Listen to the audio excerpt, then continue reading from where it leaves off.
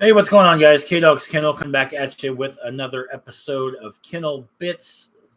One second here, guys. I got a, there we go.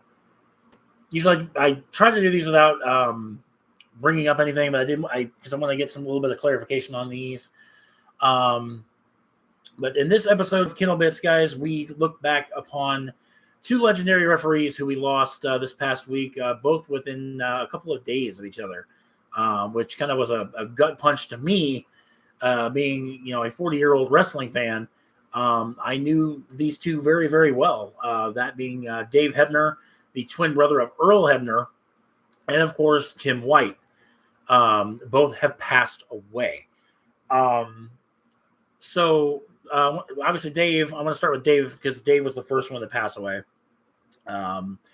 Dave was 73 years old, died from what I believe is complications from Parkinson's disease.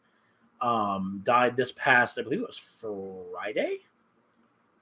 Was it Friday? Might have been Saturday. I don't remember, but it was within the last week that Dave Hebner died. Dave has had an amazing career. The first match I remember, actually, Dave Hebner, I believe his debut, or no, it was the debut of Earl. Was the match between Hulk Hogan and Andre the Giant on the main event in February of 1988, where Andre won the title. And then, despite the fact Andre did the little hip toss or whatever the hell he did to cover Hogan, Hogan's shoulder shot up at 1, but Dave continued to count 2, 3. He was bought off by Ted DiBiase, and that was when we saw Earl Hebner, and that was when Hogan did how much for the plastic surgery? Like bawling because he lost the title after like 4 years. That was my first memory of Dave. And of course, some people may not know this. Dave Hebner, which I did not until I actually read this article. Dave was the referee of the infamous Hell in a Cell match, King of the Ring 1998 between Hulk Hogan, between Undertaker and Mankind. When Mankind got thrown off the cell and then through the cell. Hebner was also the referee for Randy Savage and Ricky Steamboat at WrestleMania 3. Also, Randy Savage and Hulk Hogan when the Mega Powers exploded at WrestleMania 5. Those I just never really took that into consideration, but very sad to see and to hear that Dave passed away. Like I said, Dave, legendary. 30, 40 plus years in the business. And like I said, his baby brother, Earl was born second. That's why obviously baby Earl. I know had a run in TNA as well. But Earl, I don't know if he still referees or not, honestly. He probably does. But just sad to see that Dave passed away. Like I said, died of complications due to Parkinson's disease. Saw a couple of pictures over the last couple days of Dave's life, and he looked really, really rough. And I don't want to say it was just a matter of time, but with that, it when you're dealing with Parkinson's disease, it's a pretty nasty disease. And it reminds me, it makes me think of Steve Mongo McMichael, who's battling ALS, and he doesn't look good. But yeah, I mean, Dave was a legendary figure in the business, especially, like I said, in the late 80s and early 90s, which is, like I said, the time I kind of grew up becoming a wrestling fan in the 80s and 90s. But so rest in peace, Dave Hebner. The second referee, one I knew a little bit more just because, I saw him on TV more as I got older, was Tim White, another legendary official. Kind of like toward the end, had a little skit, which we'll talk about here in a second, that I wasn't a fan of. And we'll talk about that here in just a second. But Tim White was a referee.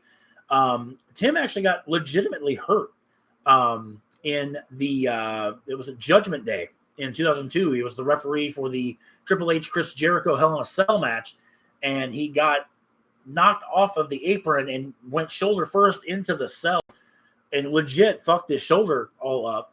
He finished the match, but then he kind of went on hiatus.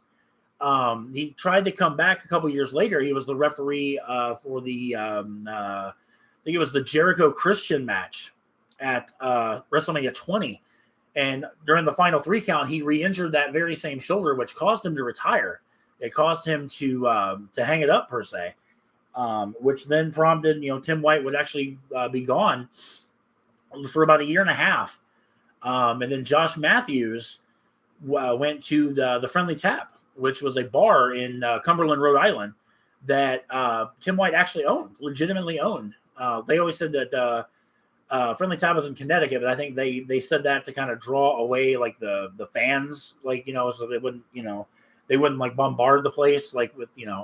But it was actually located in, I think it's still located in Cumberland, Rhode Island, and it was at Armageddon in 2005, where they showed White just kind of sulky, despondent, upset, and Josh Matthews, would interview him. And Tim White would blame the Hell in a Cell match in 2002 at Judgment Day for being the reason his career ended as a referee. And it kind of took a dark turn. White appeared to be drunk. He was drinking and stuff. And then he pulls a shotgun out from under the bar. Now, this is where it gets a little, he goes off screen and then you hear a gunshot depicting that Tim White shot himself off screen. Obviously, they're not going to show that on live fucking television, let alone pay-per-view. However, it would end up being a weekly skit on WWE.com called Lunchtime Suicide, where I think it was the next week, it was revealed that Tim White did shoot himself, but he shot himself in the toe. So he has this big fucking bandage on his toe. And he's, again, despondent, he's upset, he's angry, and all that. And then he winds up ingesting, I think it was rat poison or mouse poison or something. Again, depicting that he killed himself. And week in, week out, this would go on. Week in, week out, various forms of trying to kill himself. That's how they depicted this. From, drinking mad cow disease to, jumping into a large industrial steel fan and blood, fake blood going everywhere. Having a sign that says Hitman and then making it look like a sniper fucking shot at him. This was just all really, really, really distasteful. It ends where, there was other, I don't really want to talk about ways to attempt to take your fucking life. That's morbid, but it ends, the whole skit ends where Tim White invites Josh Matthews back to the Friendly Tap where it all began. And there's this big party and, blah, blah, Tim White's coming out of his little funk and he's just all happy and giddy. And he ends up shooting Josh Matthews in kayfabe. Again, horrifying, horrible, horrible skits. These were just very poorly done, mainly because this all started also just after the death of Eddie Guerrero. So that in alone is distasteful as it is. But then you've got this guy, this well-beloved character, referee, rather, not a character, but referee, trying to kill himself with all these other, really stupid things. But no cause of death, at least as of this recording, for Tim White. Tim was 68 years old. But like I said, that's a little bit about both guys. I got to get off here so I can get ready and go to work. I have no clue what I'm going to walk into this afternoon at my store. But let me know your favorite Tim White and or Dave Hebner moments in the comments section. Always like hearing other people's opinions on stuff. I love it. But I'm going to get off here so I can get ready and go to work. More Red Dead Redemption 2 is going to be coming you guys' way tomorrow. So stay tuned for that. And then I also have another couple more Kennel bits I really need to do. I need to sit down and do one on Jeff Hardy's DUI that happened. Obviously, there's a lot of news about Vince McMahon in the news this past week. I'm just trying to get caught up with everything. So I'm going to try to get those done tomorrow as well. So anyway, guys, make sure you guys subscribe to the channel if you've not done so already. Give this video a thumbs up if you would, please. It does help the channel. And I will catch you beautiful people in the next part.